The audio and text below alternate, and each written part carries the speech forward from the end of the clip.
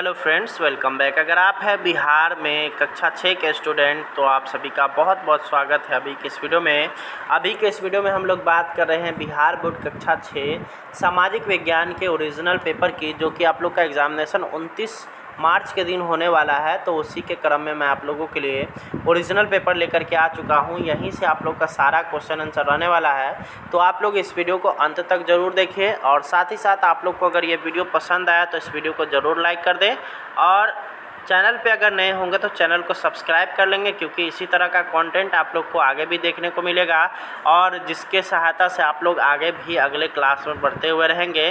किसी भी तरह का कोई भी दिक्कत आप लोग को नहीं देखने को मिलेगा। तो चलिए अब हम लोग आगे बढ़ते हैं और आप लोग को सारा क्वेश्चन आंसर दिखाते हैं जो कि आप लोग के एग्ज़ामिनेशन में आने वाला है। तो चलिए हम लोग इस वीडियो में आगे बढ़ते हैं। तो यहाँ पे आप लोग जब एग्ज़ामिनेशन देने जाइएगा तो इसी तरह का आप लोग को क्वेश्चन पेपर वहाँ देखने को मिलेगा। सबसे पहले ऊपर में आप लोग को वार्षिक मूल्यांकन लिखा हुआ रहेगा, उसके बाद कक्षा रहेगा 6, सामाजिक विज्ञान रहेगा, उसके बाद समय 2 घंटा और पूर्णांक रहेगा 50 अंक। ये आप लोग को लिखा हुआ मिलेगा। कुछ चीज़ें आप लोग को वहाँ पर लिखना पड़ेगा, जैसे आप लोग को अपना यहाँ पे नाम लिख लेना है, छात्र या छात्रा का नाम जो है उसमें अपना नाम लिख लेना है। उसके बाद यहाँ पे आप लोग को अपना वर्ग क्रमांक यानी रोल नंबर लिखना है। यहाँ पे आप लोग को अपना विद्यालय का नाम यानी स्कूल का नाम लिख लेना है। यहाँ पे आप लोग को प्रखंड का नाम यानी कि आप लोग किस ब्लॉक में रहते हैं वहाँ उसका नाम लिख लेना है। उसके बाद यहाँ पर आप लोग को संकुल का नाम, और यहाँ पर आप लोग को जिला का नाम, ये आप लोग को इतना चीज़ कर लेना है। उसके बाद फिर आप लोग को देखने को मिलेगा वीक्षक का हस्ताक्षर, मूल्यांकनकर्ता का हस्ताक्षर और प्राप्तांक। ये तीनों का तीनों आप लोग को छोड़ देना है। इसमें आप लोग को किसी भी तरह का कुछ भी नहीं लिखना है।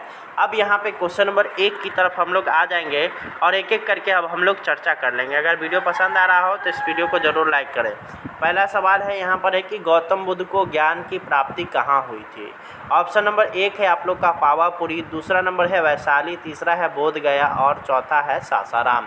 तो अगर बात होता है गौतम बुद्ध की, तो गौतम बुद्ध की अगर ज्ञान की प्राप्ति की अगर बात करेगा तो बोध गया में एक वट वृक्ष के नीचे हुआ था।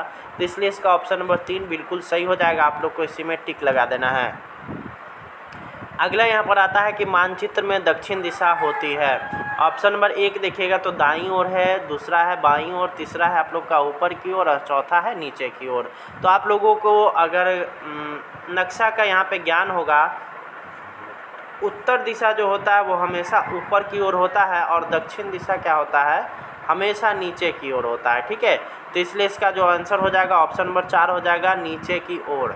अगला सवाल यहाँ पर आता है हड़प्पा सभ्यता की खोज किस वर्ष हुई थी। तो हड़प्पा सभ्यता जो कि कहा जाता है कि प्राचीन काल में सबसे विकसित सभ्यता थी, और उस समय उस काल में जितने भी अन्य सभ्यता मिली है उसमें हड़प्पा सभ्यता सबसे विकसित और अभी के आधुनिक शहरों को भी टक्कर देने वाले वहाँ पे सुविधाएं मौजूद थी।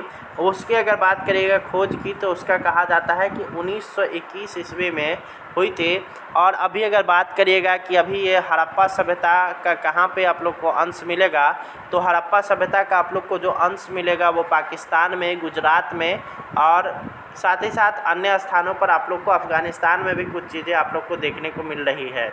अगला यहाँ पर आता है कि मताधिकार का प्रयोग कितने वर्षों में कितने उम्र वाले व्यक्ति करते हैं। जब बात मताधिकार की आती है तो इसके लिए आप लोग याद रखिएगा कि इंडिया में मत देने का अधिकार जो है वो 18 वर्ष या 18 वर्ष से अधिक के व्यक्ति के लिए होता है। अगला हम लोग सवाल की तरफ बढ़ेंगे तो यहाँ पर आता है दूसरा नंबर, रिक्त स्थानों की पूर्ति कोष्ठक में दिए गए शब्दों से कीजिए। पहला सवाल आप लोग देख सकते हैं कि सूर्य का प्रकाश पृथ्वी तक, उसके बाद खाली स्थान में पहुंचता है। इसमें देखिएगा 2 चीज़ें दिया गया है, 8 मिनट और 3 मिनट। इसी में से दोनों में से कोई ना कोई एक चीज़ होगा। तो हमेशा याद रखिएगा कि आपके यहाँ आपके पृथ्वी पर जो सूर्य का प्रकाश है उसको पहुँचने में लगभग 8 मिनट का समय लगता है। तो यहाँ पर आप लोग को 8 मिनट इसमें भर देना है।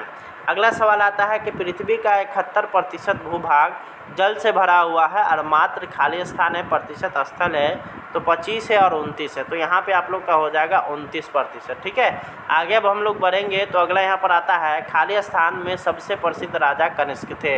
यानी कहने का यहाँ पर अर्थ है कि कनिष्क किस वंश के सबसे प्रसिद्ध राजा थे, तो ये हो जाएगा आपका कुषाण वंश के। ठीक है, ऑप्शन नंबर ग बिल्कुल इसका राइट हो जाएगा। आगे की तरफ हम लोग चलेंगे तो यहाँ पर आता है कि रात में रिक्शा चालकों को ठहरने की व्यवस्था खाली स्थान में होता है, रैन बसेरा है, चैन बसेरा। तो आप लोग यहाँ पे इस ऑप्शन को भी देख करके भर सकते हैं, इसमें आप लोग को रैन बसेरा भरना होगा। रात में जो रिक्शा चालक का जो ठहरने का स्थान होता है उसको रैन बसेरा कहा जाता है। अगला यहाँ पर आता है कि सही विकल्प का मिलान करना है। तो पहला क नंबर में है कि एक प्रमुख स्त्री विचारक। तो यहाँ पे याद रखिएगा गार्गी जो थी वो क्या थी कि एक जो है प्रमुख स्त्री विचारक गार्गी। उसके बाद है अष्टांगिक मार्ग किनके द्वारा दिया गया था, तो ये गौतम बुद्ध के द्वारा दिया गया था। तो अष्टांगिक मार्ग जो संबंधित है वो गौतम बुद्ध से संबंधित है। गोल घर की अगर बात करिएगा तो गोल घर का जो यहाँ पे अगर बात किया जाए तो गोल घर का जो निर्माण किया गया था वो अनाज भंडारण के लिए किया गया था। हालांकि उसमें अभी तक जो है उसमें अनाज आज तक नहीं रखा गया है। 23.5 डिग्री उत्तरी अक्षांश को हम लोग कर्क रेखा कहते हैं। आप लोगों ने दूसरा चैप्टर पढ़ा होगा भूगोल का, हमारी दुनिया का, तो उसमें आप लोग को ये मिला होगा। अगला सवाल है कि किन्हीं 4 प्रश्नों का उत्तर दीजिए।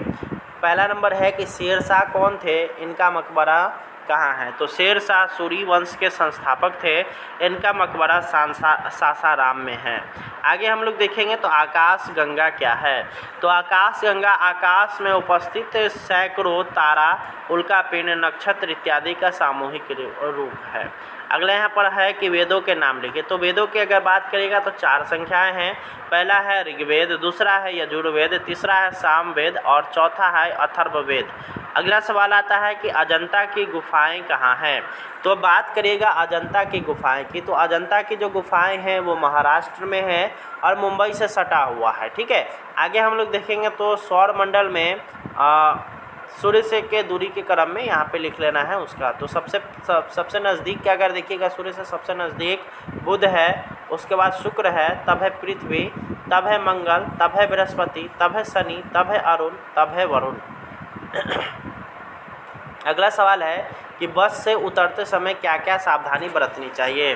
तो बस से उतरते समय निम्न सावधानी बरतनी चाहिए। पहला है कि बस रुकने पर ही उतरें, दूसरा है कि बस के आसपास कोई दूसरी गाड़ी ना हो तभी जाकर के हम लोग नीचे की तरफ उतरेंगे। अगला यहाँ पर आता है कि निम्नलिखित प्रश्नों के उत्तर किन्हीं एक प्रश्न का उत्तर अधिकतम 100 शब्दों में दीजिए। पहला सवाल है कि पृथ्वी के घूर्णन और परिक्रमण में क्या अंतर है। दूसरा है कि लोकतांत्रिक सरकार से आप क्या समझते हैं। तीसरा है कि अतीत की जानकारी जिन जिन स्रोतों के माध्यम से हो सकती है उसकी एक सूची बनाइए। तो यहाँ पे हम लोगों को इन तीनों में से किसी एक का आंसर करना है। तो हम लोगों ने दूसरा नंबर का यहाँ पे आंसर किया। आप लोग को इस वीडियो को आराम से रोक लेना है और इसको लिख लेना है। तो उम्मीद करते हैं कि आपको वीडियो पसंद आया होगा। इस वीडियो को शेयर करिए। मिलते हैं आप लोग से नेक्स्ट वीडियो में। धन्यवाद। Thanks for watching.